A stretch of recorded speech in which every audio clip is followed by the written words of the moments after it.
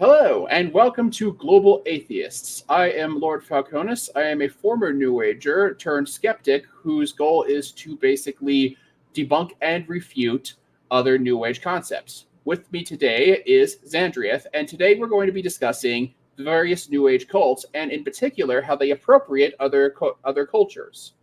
If Xandrieth could join me on stage right now.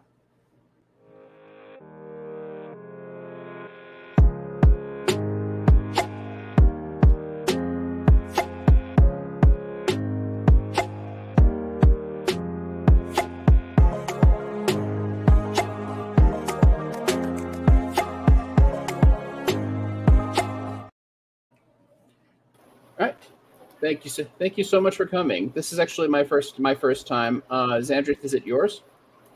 No, it's not actually. Okay. I All right. I'm not exactly sure about the number, but I have been on Skeptic Haven quite a few times. Okay, great. Okay, so here's what we'll do. We'll first discuss.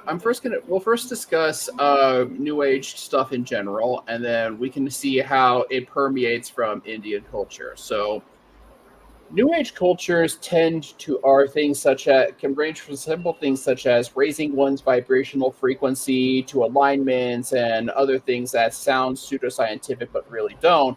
But they also appropriate items from other cultures. And the one that they seem very focused on is Hinduism.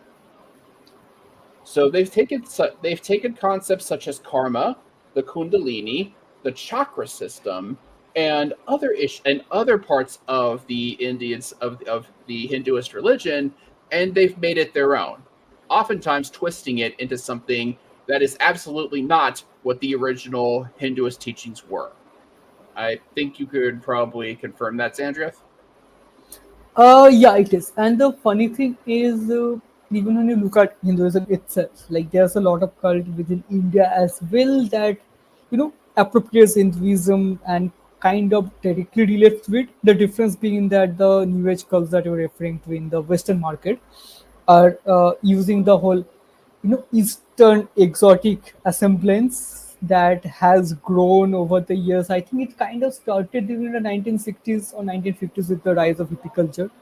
That's where it started out. The whole concept of looking at the East Asian cultures as sorry, quote sorry, as quote unquote exotic. So that's where they kind of started their whole marketing game. But when you compare that to in India itself, which is the birthplace of Hinduism among a lot of other stuff, here it's not exact here. It's also appropriation here because no cult actually goes deep into their source material. It's more about lip service and what works and what people buy in more easily. So even when the cults in India, which are directly related to Hinduism, they're not exactly digging deep into the scriptures themselves. It's only lip service and their version of it, and what sounds sexy and what sounds, cool. That's what they go with. So there are two sides of it, but yeah, some Hindu philosophies like cult, karma and chakra system that you mentioned, that is a common part of both of them. The Kundali as well. Kundalini, so karma and chakra system are a bit related to each other, while Kundalini is a bit related to the astrology side, not astronomy, just to be clear. So Kundalini reflects a lot on the astrological signs like the star signs, for example, Virgo, Cancer, etc., Aries, etc., etc. I'm supposed to be a Virgo. That's what Kundalini reflects to. They, by the way, have a bit different name in Indian culture, but they have the same source material. It kind of started with Greek mythology. And the chakra and karma system is the Pap Punya system in Hinduism. They are a bit two different branches. But yeah, that's the whole cultural significance. But cults are not exactly dependent on culture. They're more about finding those niche fields and cultures that sell well. It doesn't really matter more much on the factual accuracy of their source materials. Yes, so that is my experience too, especially with some of the more hardcore New Age cults here in the US side that I regularly have to deal with. They tend to take information from everything and everywhere and twist it to fit their own narrative. Now, Xandrieth, have you ever heard of spirit science? I haven't heard of the exact term that you mentioned, but I can guess what it might be. But I Yeah. will let you introduce me to it a bit. Okay. So, spirit science is one of two particular New Age cults that I contend with. The other one I'll discuss a little later. We'll go into your cult after that. Spirit science essentially is a company created by one single person who expanded it to several others. And he takes sources and information from all over the place and turns it into some of the most bizarre, ridiculous things. He has a movie out on YouTube called The Hidden Human History, which has all sorts of mythologies thrown into it, so from Hinduism to ancient Greekism to even Egyptian or even the Egyptian creation myth and its mythology as well. Yeah, there you go. So that is spirit science, and one thing that, and he loves talking about chakras. He loves talking about Kundalini. He loves talking about one of the big things that they talk about is activating the sections of your chakra. I'm drawing a blank on what they're the specific nodes of each one. I'm drawing a blank on which one it is. Okay. I know what you're talking about. I don't remember the exact names as well. I think there are 8 chakras. There are Yeah, that is true. divided on different parts of your body. It originates in all the yogic philosophy, the whole concept of yoga and all. Yoga itself as an exercise is good, by the way. The whole spiritual concept of it is down. Usually, that is the case with a lot of philosophical exercises, to be honest. So let's go ahead and we'll go ahead and get a load up on the chakra system really quickly if that can happen. So we can just give a general explanation of what it is, because my approach into the atheist community is most people come from a former Christian background and they probably don't really have a good understanding of basic New Age philosophy or the various things that New Agers have plucked from other religions beyond maybe something that can be interpreted from Christianity. So that's something that we should probably help educate people about, because they may not know about certain things and how New Agers in general try to rip that apart. So if we could get there we go. So if we look over here, we can thank our producer for putting this up. We have the 7 chakra system, and there are 7 chakras. Each one is something that you, according to New Age thought, you can activate. You can zoom in. If you could click on one of those, that would be great. And so we're going to get it expanded. Thank you. So there we are. Those are the 7 chakras, and you're supposed to activate each one, and they have different powers according to New Age thought. Yeah, this is also something that is directly derived from Hinduism. I mean, the whole yogic system of Hinduism, the yoga and all the philosophical background of it uh, highlights that through different forms of meditation and yoga, you can activate different chakras of your body, and then the ultimate goal is to achieve enlightenment, and then you escape the whole cycle of birth and rebirth. That's the source material of Hinduism, if you point at. That's the exact source of the 7 chakra system that it derives from. Hinduism is quite vast. I mean, unlike Christianity, for example, where you mostly depend on one single book, there's not one single book in Hinduism, so there are a lot of conflicting ideologies. But that's the vague idea of chakra system, and it's mostly related to the yogic side of Hinduism. It is one of the things that New Agers took and run with it. That is now, I believe, yes, the core goal of any Hinduist is to break out of the cycle of constant reincarnation and enter nirvana. Am I correct? Correct. Yeah, you don't. A little addition to that, the nirvana, the word nirvana does not originate from Hinduism itself. It originates from Buddhism. And what happened was Buddhism did not emerge as a religion, by the way, which is very disappointing that now it has become a religion of itself. But Siddharth, who is the founder of Buddhism, he mainly he was a prince, by the way. He was a prince who got delusion from life, and he realized that society is suffering a lot, the Hindu society to be exact. And he went out to find a solution to that. He achieved enlightenment. It's not something that he promotes himself, it's something that that's part of Buddhism. And the enlightenment that he achieved, it's called Bodhisattva. That's where Buddhism comes from. Like, he does not calls himself Buddha. Buddha derives from the word buddhi, which means wisdom. So Siddharth, which is his real name, achieves enlightenment, which is he achieves Bodhisattva, and he becomes Buddha and originates Buddhism. Now we know that in Buddhism, Buddha is celebrated as a god, although if you look at his core teachings, then he never calls himself God or messenger of God. He rather refused the whole concept of God, demons, and mythology. But well, that's how things grow. I mean, like, Bible is not written by Jesus, for example, uh, and so on. And so the concept of nirvana, or escaping the whole cycle of life, is something that originates from Buddhism. And since Buddhism emerged as a solution to the problems of a Hindu society, the Hindu Orthodox didn't like that, which is pretty obvious. I mean, that's how they were controlling power. So they slowly started appropriating Buddhism into Hinduism and made the whole system of karma, life, reincarnation, enlightenment, nirvana as part of Hinduism, but that's not how it originated.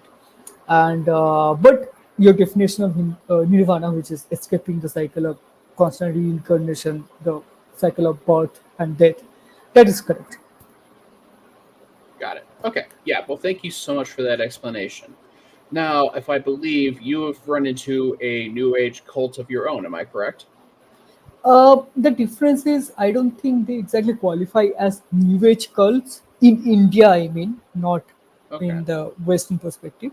The reason being, when you look at the quote unquote New Age cults in USA, they are stealing from other religions where things that are their target audience, the Americans, are not aware of.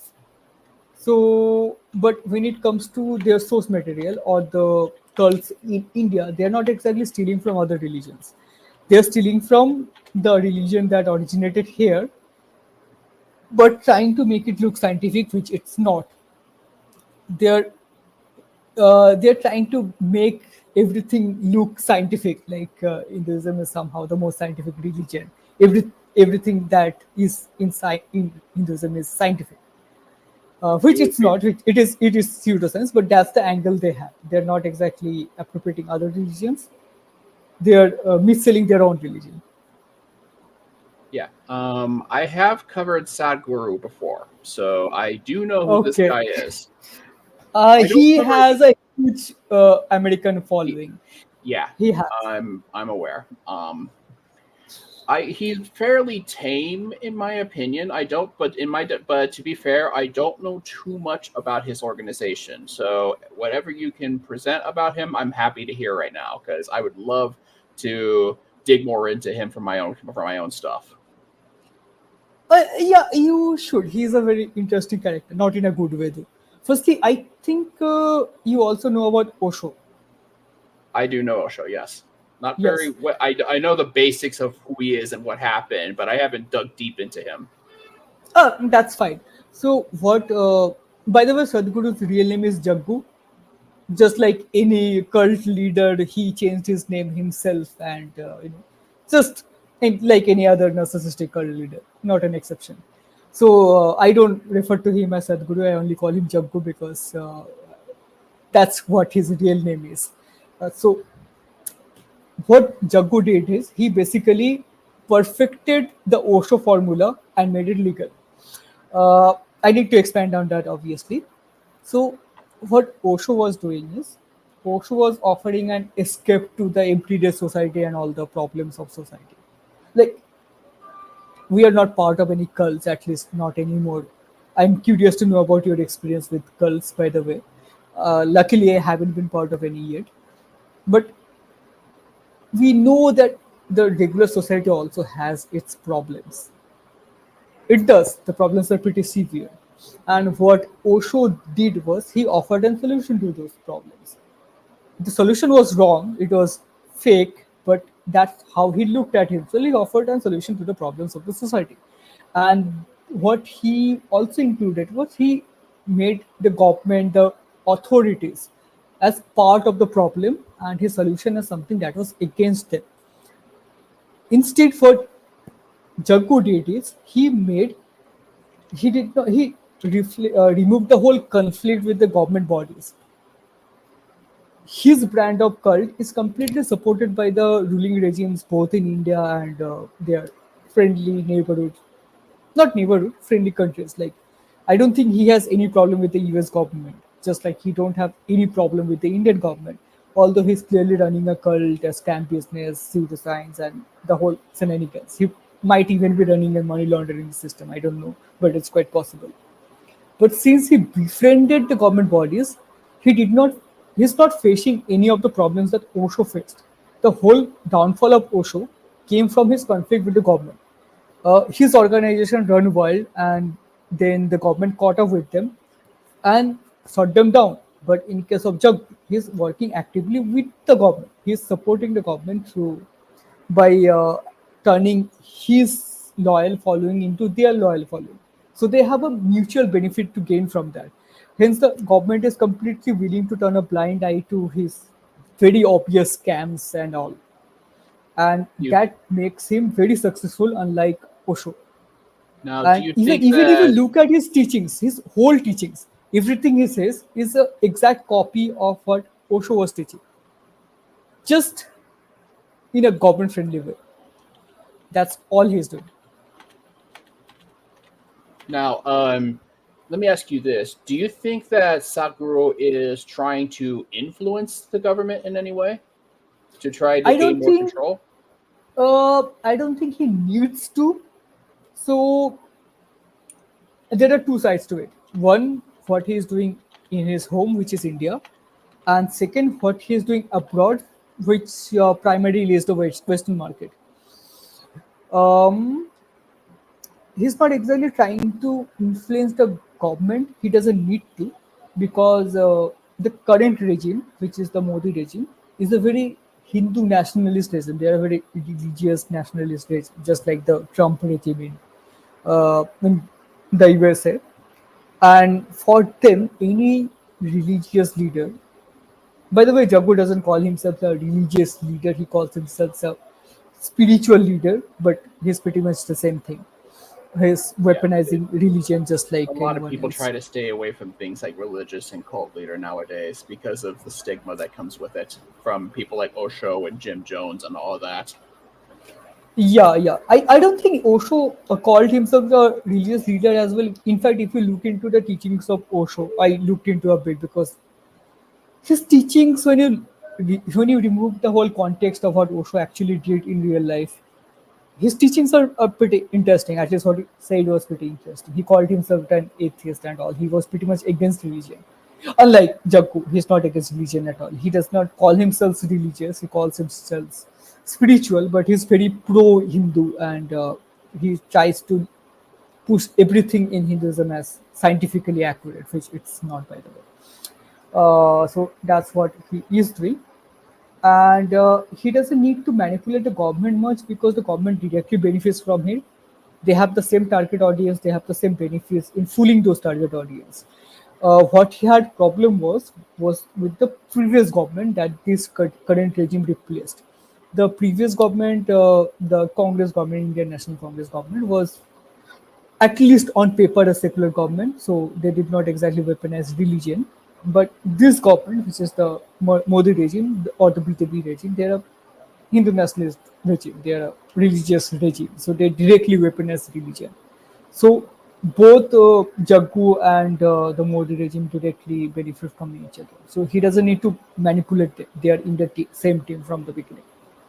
All right, so right now our producer is currently getting a summary up on Osho, so we can get a brief discussion on him as well, so that we can familiarize our audience with that.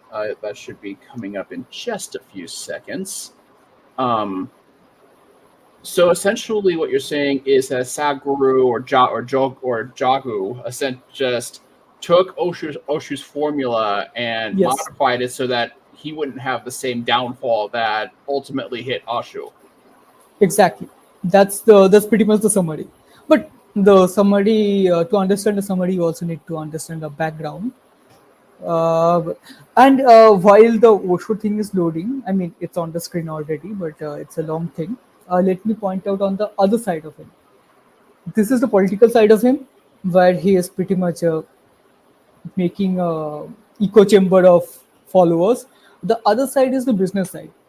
His Indian following is more about the numbers and more about clout, but his real money comes from his Western following, which is why he is very big in USA.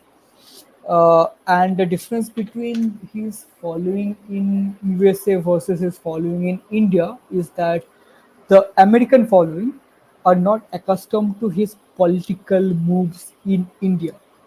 They look at him. Yeah, that's the Isha Foundation. That's a popular tourist spot that he developed. Uh, it's a it's the Adi Yogi statue. I'll get back to that in a moment, but Okay. that's a good recall. And his main source of income are two. There are scams either way.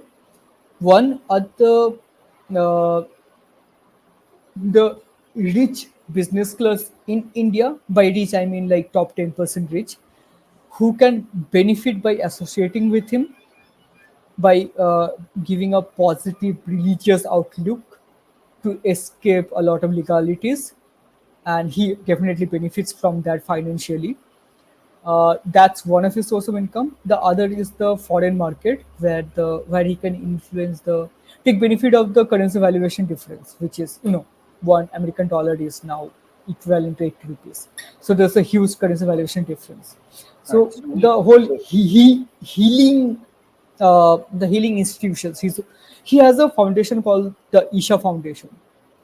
They offer healing vacations kind of thing through yogic means kind of thing, and they are very expensive. But when you look at something that an Indian audience might consider expensive, it's not that expensive for an American audience for whom they can take advantage of the valency, uh, uh, where they can take advantage of the currency valuation difference. So that's his main source of income, and that's how his marketing is done. Yeah. So my experience with Sadhguru's content is that it's everywhere on YouTube, and it's all general purpose stuff about dealing with life, and that is one of the tactics that cults like to use to rope people in. Yes. First they give you like very easy like stuff that totally is just like bland, nice, peaceful stuff. That's the stuff to lure you in. Then once you start getting into the cult, that's when the crazy stuff starts slowly dropping in. There's cults that do it all the time, and by the time they start giving you the crazy stuff that they would never tell anyone in the public, you're too roped in for you to not question it. Yes, true. And the other thing is, the I'm not sure what he's doing on American soil regarding this, but what he's also doing in Indian soil is that like Hindu nationalism is on the rise, just like Christian nationalism is on the rise on the USA. Oh yes. Yes, and so there's a huge divide of believers versus non-believers. It doesn't even have to be non-believer, to be honest. Like how uh, for the American audience, if you are against Trump, you are somehow against Christianity for some reason.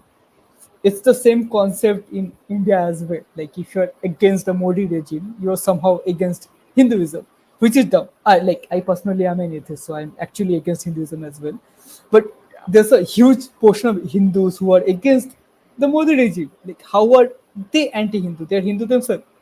Similarly, how there's a huge population of Christians who are against Trump. Like, how can they be anti-Christ when they are Christians themselves? But that's also something that Jaggu is weaponizing. He is becoming a source of rebuttal for the believers to act against the non-believers.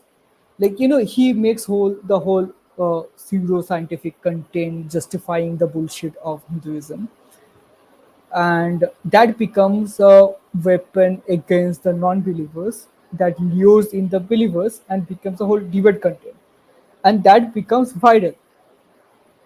Usually that, like, he spends a lot on marketing as well. Like, he doesn't probably says it, but there's a direct channels, faceless channels, backdoor channels, the whole shenanigans like any powerful cult would do. So he uses that and he pushes that constantly, and believers find that as something they can rebuttal the non-believers with, and they push it, and he gains popularity. People get their dopamine kicks, and he gets the gateway drug done.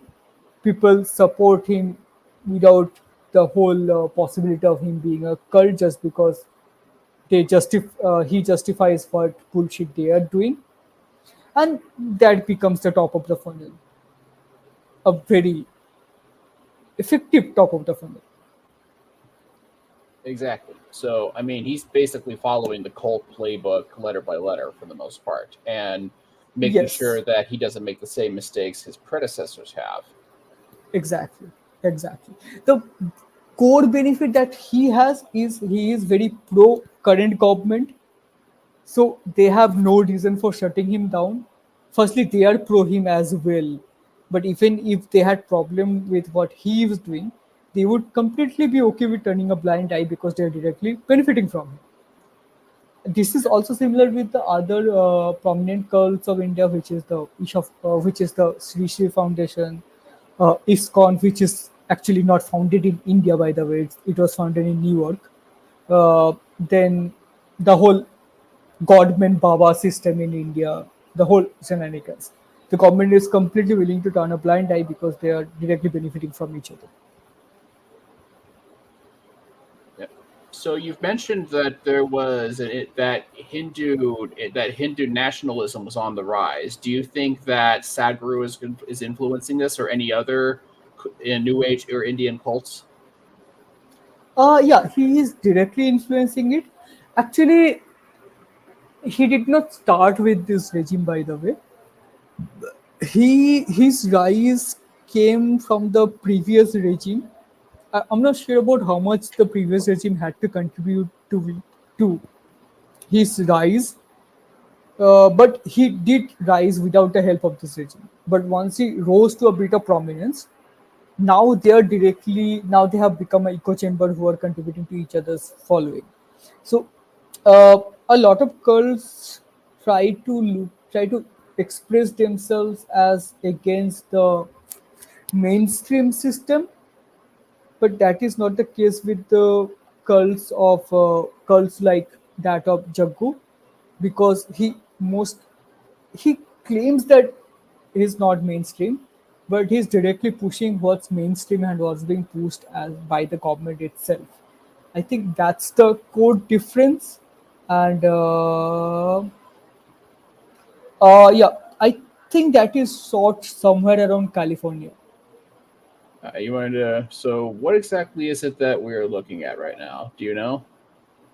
Yeah, I'm not familiar with this exact photo, but I know what this can be related to. Okay. So, Acha, okay. I kind of missed one something. Remember the Adi Yogi, the Shiva statue? Do you know Shiva? The god Shiva. I might be, but it's not ringing a bell. Wait, we shall see. So this is Sadhguru in his, well, not as spiritual looking style, behind in front of a motorcycle that I assume that he rides. Oh, he is very rich. I mean, it shouldn't be surprising, like anyone Which is running a very, cult with. Yeah, it's pretty appropriate. for somebody who believes in such spirituality, it's interesting that they're rich. this seems like it's so weird how they seem to go hand in hand with certain people, if you know what I mean. So you mentioned, Yeah. so we showed this earlier. What exactly is the significance of this? Yes. So this is the Adi Yogi statue. I mean, that's what he calls it. So, but when you look at the source material, this is a Shiva statue. Shiva is a Hindu god. In fact, you know how having a what's the term? Three people. It's not trilogy, but it's a bit connected to that. Uh, Trinity, yeah. You know how Trinity is a common concept in a lot of religions. Like Oh yes, Christianity has the whole Father, Son, and Holy and Spirit Trinity. yep, So Hinduism has its own version of Trinity, unsurprisingly. So in Hinduism, there is the destroyer, there is the protector, and then there is the creator. So that is the Trinity version of Hinduism, and there are two popular versions of it. The second version, which is which has Shiva, which is this statue. Then there is Brahma. Shiva is the destroyer, by the way. Brahma is the creator, and then there's uh, Vishnu. Indra, no Vishnu. Yeah, there is Vishnu who is the protector. So there's the whole cycle of creation, destruction, and recreation in Hinduism. By the way, it's a bit different than Christianity. yeah. And so the concept is Brahma creates the universe. Brahma means Brahmand, and Brahmand means universe, just for context. So Brahma creates the universe, Vishnu protects the universe, Shiva destroys the universe, and then the cycle continues. This is Shiva, and very unsurprisingly, Jaggu calls himself the reincarnation of Shiva, and somehow people doesn't question that. I don't know how. And he calls himself a reincarnation of Adi Yogi. Adi means ancient, and Yogi is yogi. And under his teachings, Shiva is the original Adi Yogi. So he calling himself the reincarnation of Adi Yogi equates to him calling himself the reincarnation of Shiva.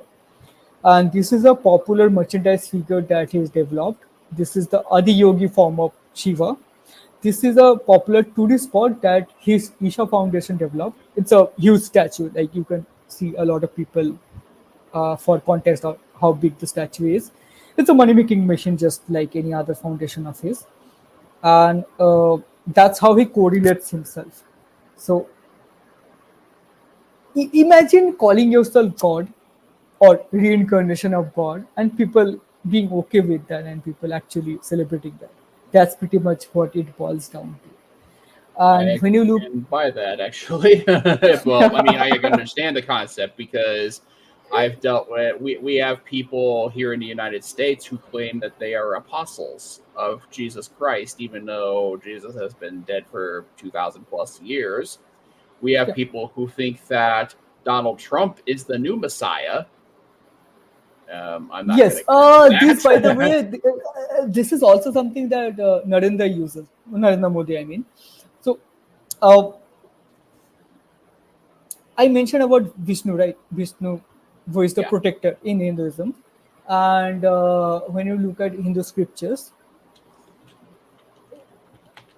avatars is a huge thing in Hinduism. Like gods come to earth as human forms or demigod forms to save humanity from some peril kind of thing. It's a recurring story in Hinduism. So Vishnu as a creator has gone through a lot of avatars. And Modi, or at least his followers, calls himself the modern avatar of Vishnu. How unsurprising. Just like you mentioned how Trump is the new messiah for Trumpsters in USA. It's the same formula. And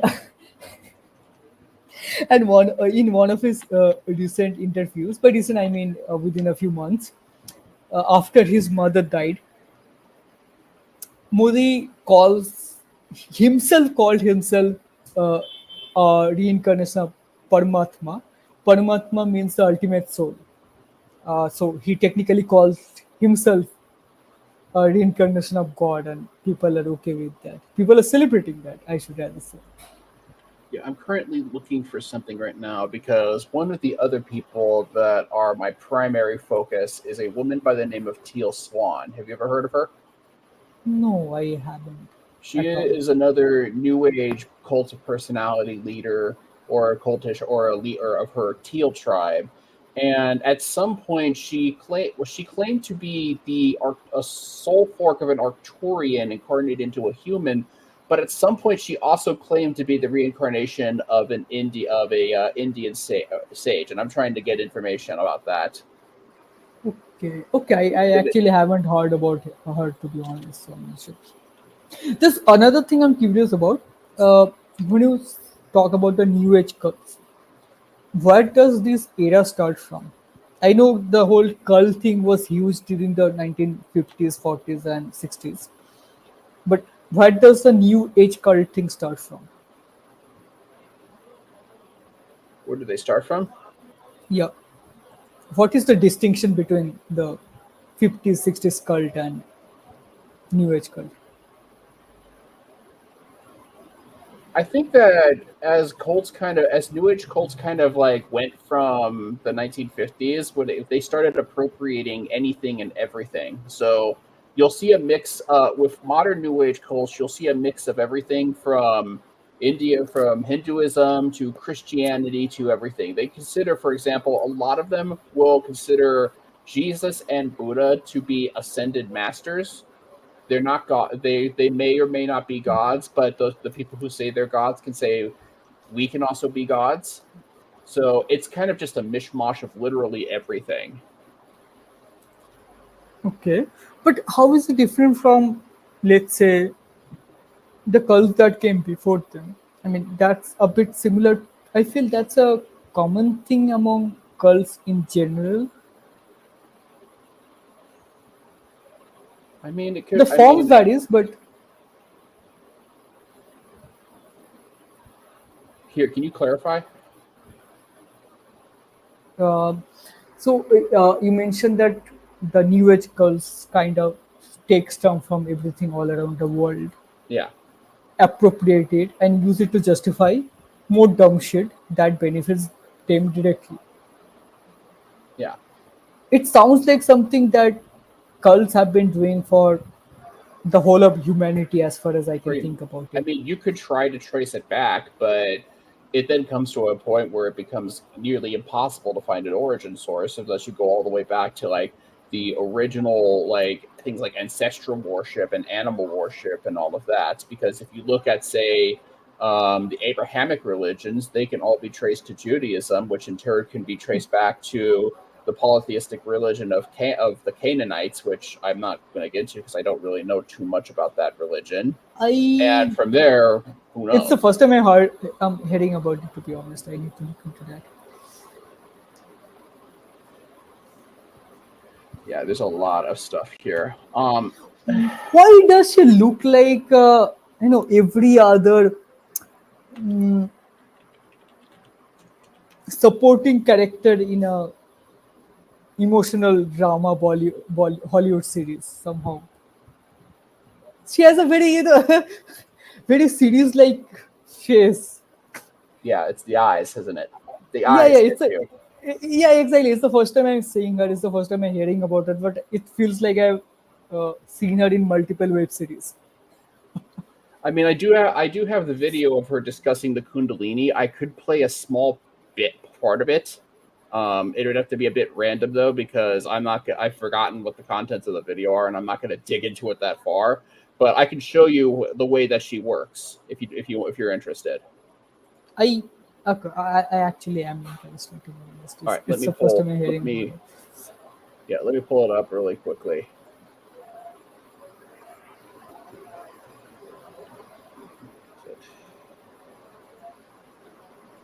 There we go. All right, it is ready to send. Kundalini is a word that you hear flying around spiritual circles like crazy, but what I've noticed is that people simply accept the presence of this word without having any actual understanding of what the hell it means. So today I figured that I would clear that up for you. Okay. We'll She play a has a little bit of premium it, account. and we'll get your. I want to get your opinion on this because this Okay. is one of the examples I've been showing about how New Agers will take Indian concepts or Hinduist concepts and try to re-explain them. Now before you play that, I think there's an interesting comparison to it. If you look at Hollywood, for example, Hollywood also does that. Hollywood takes interesting cultural concepts from the opposite side of the world, like India included, and presents it in an interesting way that feels like people are watching something new, and the cults are doing pretty much the same thing. I mean, it's taking something the target audience that is new for the target audience and presenting in an interesting way that sells tickets easily. The only difference is Hollywood is not exactly pretending it to be something scientifically accurate, let's say. Sometimes they do, but in general, people are not expecting that. Yeah, and that is something I think we've both noticed, as you've discussed with Sadhguru, and as I see myself with Spirit Science and Teal Swan, there is this push to make their beliefs sound something scientifically legitimate. Yes, there is. It's also very similar to the whole conspiracy theories thing. They are running the same playbook, to be honest. The difference being the conspiracy theorists like you to believe that you are a rational thinker somehow, while the cult figures like to believe that they are the source of income, sorry, source of wisdom, and you need to follow them to get the wisdom. While for conspiracy theories, it's like you need to think for yourself. That's, I feel, is the core difference between them, but they are running by the very similar kind of playbook. Yeah. We've got something similar in Western New Age circles as well, because it is through the practice of whatever your New Age guru teaches you that you can ascend to enlightenment. And from what I am gathering, enlightenment in the Western world is much different from enlightenment in Hinduism. Okay, okay, go on. It's considered a different plane of existence, and when I look, for example, when I compare New Age reincarnation to Hindu reincarnation, the main example that I was taught by when I was in college was that New Agers reincarnate to learn lessons about life before they can achieve enlightenment and leave this. But in the Hinduist religion, the goal is just to do everything you can to escape the cycle. Like there is no, I mean, the karma does play a role, but there are no real lessons per se involved. Am I correct in that thinking so far? Okay, yeah, there is no lesson involved per se, but the concept of afterlife and a life before is a bit connected to it. Um, so the whole cycle of life thing, the theory is, by the way, I shouldn't call it a theory. The hypothesis is that what you are going through in your current life, the scenarios you are facing, is based on your karma on your previous life. So if you had, so karma can be negative or positive, just like in Reddit.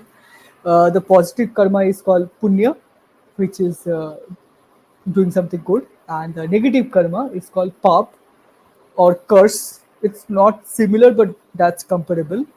While punya is comparable to boon, once again, not exactly the same, but comparable. If you do a lot of punya or collect positive karma, then your life after that life, which is your current life, gets an improvement. Let's say you had a dog in your previous life. You did a lot of good karma, and you had positive karma collected. So now you have been reincarnated as a human, which is a higher life form, according to Hinduism, by the way. And that's how it goes. Let's say you are now a human, and you end up doing negative karma, so you collect pap instead of punya, and then in your next life you get reborn as a lower life form. Let's say you go back to being born as a pig or something, That's the whole afterlife and before life concept. So it's also part of astrology as well, where you can you're supposedly you are connecting to your life, your life as something you are born in your life before the current one, and learn lessons from it. But the goal of enlightenment is not those lessons, just like you mentioned. The goal of enlightenment or the goal of nirvana is escaping the whole cycle of life and death. So it's Yes. a bit both yes and no. So yeah, as you can imagine, yeah, New Agers take their own little twist on pretty much everything. So I think you'd be interested to know a little bit more about that. Now, do you actually do any content on your own? Do you do any do anything like that? I do, like, I have a channel as well, which is the same name as Xandrieth exists. That's how I exist all over the internet. I don't exactly hide that my real name is Aditya, but calling myself Xandrieth makes it easier to find me. Yeah, it's a bit unique, so I get that handle easily. So I maintain that consistently on all platform. But my core focus is not this. Like I have a little more vague philosophical content side that I look in a third person view on stuff. So it's not exactly just on cults and all, although I talk about cults as well. Okay. So hence, if you are trying to check me out expecting more cult stuff, you probably will not get that. So just what should I? Just a disclaimer. You can definitely follow me. I won't. I won't say don't follow me. Please follow me. But it's not exactly focused on cults. Um, No, I mean uh, I cover stuff. I don't like, always cover cults in general. Mostly my focus is on New Age concepts specifically, such as, for example, the law of attraction. Another thing that they say came from the East, which it actually didn't. Oh no! It did as well. I mean, the law of attraction is not a Hindu, not a not the whole. It's not, First thing, but they try it's to not claim at that all. it comes from Eastern teachings. Really, the law of attraction has its roots in Christianity, but that's a whole other tangent. Yeah. Okay, so this is a bit of difference between the cult system in the Eastern cults versus Western cults. I don't know how this originates. I'm not very sure about it. But when you look at Western cults, they like to steal things from Eastern philosophy and present that as something that is better than the Western culture. But when you look at Eastern cults, they dig something from their own source materials and try to appropriate it as something that is more pure than the current version of their source material, more pure than the Western philosophy. I feel it's a bit because when you look at the spread of information technology, the whole spread of media, it kind of originated from the Western world. So the Western culture has a strong hold when you look at global mass media. So being different from the Western culture, the popular mass media becomes cool and attractive and more culty. But so the Western cults makes utilize that and find anti-Western philosophies. But for Eastern cults, the anti-Western philosophy is their own philosophy in a vague way. So I think that's how these different angles comes in, but it's more of a hypothesis at this stage. But it's a difference that I have noticed between cults in the West versus cults in the East. Yeah, they tend to be a lot more bastardized in the West because very few people in the New Age side of things have read the source literature beyond maybe a cursory glance. Oh, that's applicable to everywhere. You don't even forget cults. It's a very common thing in religion as well. Like, I'm an atheist. I know more about my parents' religion than my parents, or my friends' religion than my friends. They haven't read anything. Like I have read the scriptures from the religion I was born into. The people who soar by it haven't. They don't even know where I'm quoting from, but they take pride in it somehow. So cults are like a little more the same thing, but on steroids, maybe.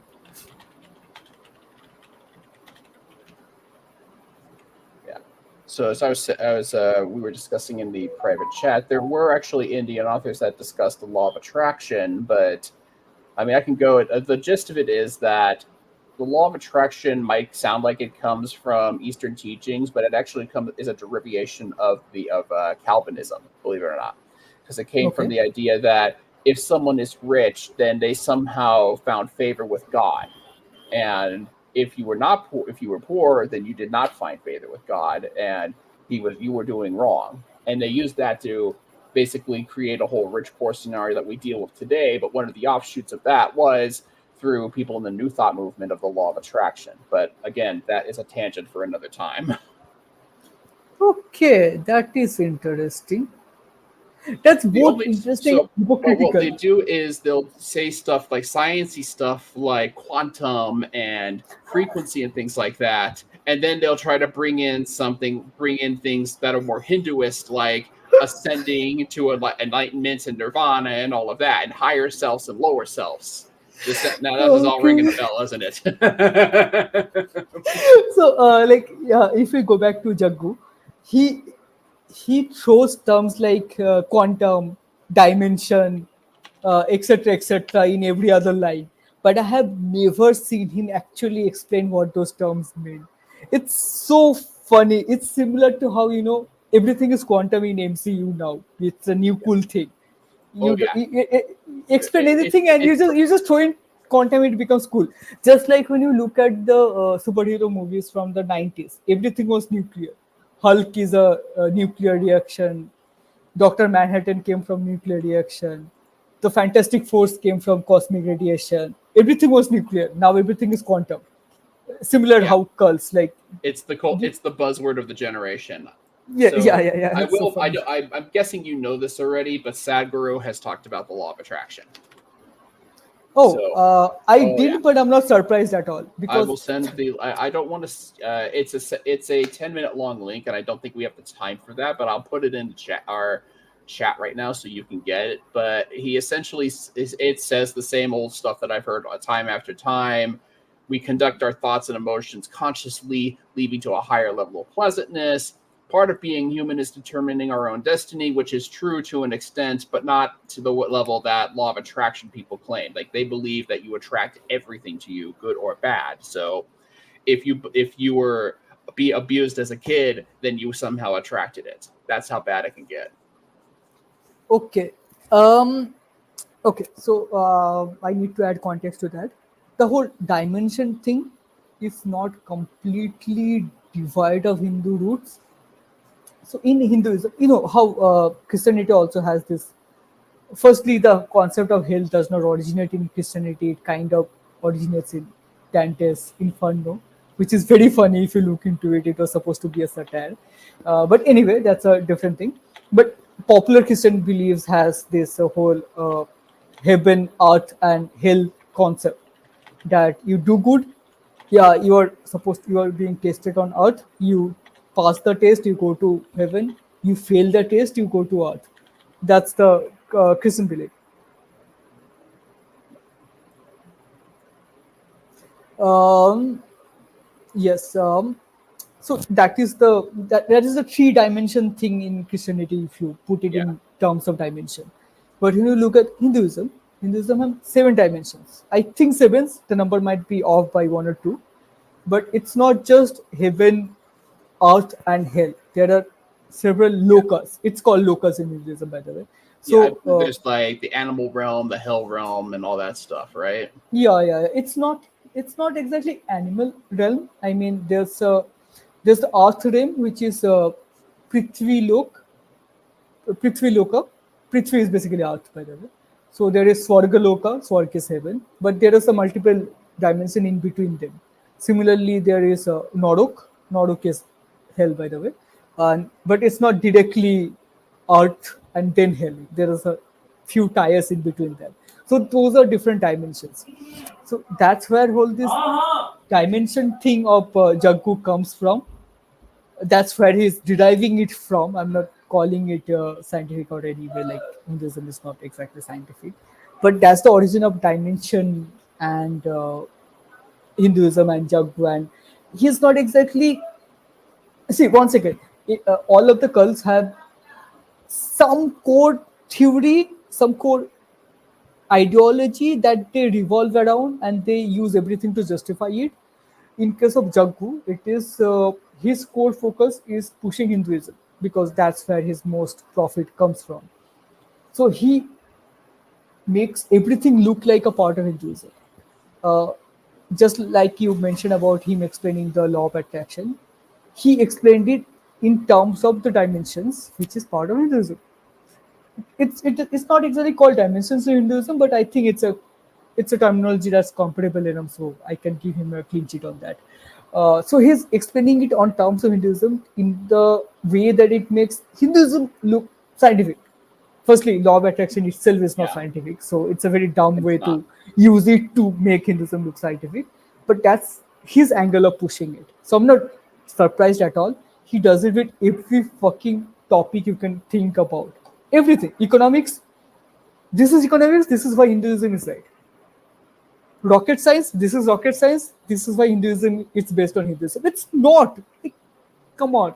But that's what his followers take, and he gets money from that. But that's So his way of doing it. So here's the question then. What have you found researching Sadhguru that you can use to warn people about who he really is? What's your advice that you might have? It's very simple, but it's not easy. I mean, it needs a little bit of it. It's not easy because of two reasons. Firstly, it's a bit of hard work. I mean, they're putting a lot of money and manpower into pushing his agenda. So countering that won't be exactly like eating a cake. I don't like eating a cake myself though, but that's the metaphor. It's not exactly as easy as dirt. So it's a bit of hard work. You need to research a bit. And the second is, don't look at what he is, the cult leaders, not just Jaggu. Don't look at what the cult leaders are saying. Look at how they're living their life. And once you start noticing what they're saying versus what they're doing, you will find that it doesn't match at all. And that should be a wake up call for you if you do it right. That is the core thing. And the hard work part is finding out what their source materials actually are. I mean, they're not creating stuff, they're just remixing stuff that already exists. So you need to work a little hard on finding two things: the difference between what they're preaching and what they're doing, and secondly, the actual origins of their source materials. If you do that, it uh, it will take a little time. I'm not saying it will take years of research, but it will be a bit difficult initially because once you catch on to the part, then it becomes super easy. But catching on to will take a little hard work. Yeah, you will get deletion pretty quickly. Um, there was something else I was going to say, but I forgot.